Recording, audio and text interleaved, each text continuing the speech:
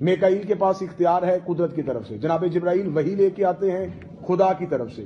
بالکل ہمارے ہاں یہی ایک ہے کہ خدا قرآن کی مختلف آیات میں نے اس میں کوٹ کی ہیں، فالمدبرات امرا، خدا کہتا ہے میں نے تدبیر کرنے والے فرشتوں کو بنایا۔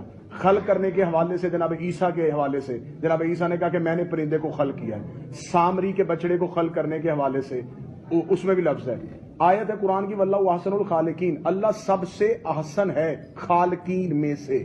خالقین جو ہے وہ جمع کا صیغہ ہے، خدا نے کہا خلق کرنے والے ہیں۔ مثلا کوئی کمپیوٹر کو خلق کرتا ہے تو وہ کمپیوٹر کا خالق ہے، کائنات کا خالق نہیں۔ اللہ نے اس کے شعور میں یہ طاقت بخشی ہے کہ اس نے اس چیز کو خلق کیا۔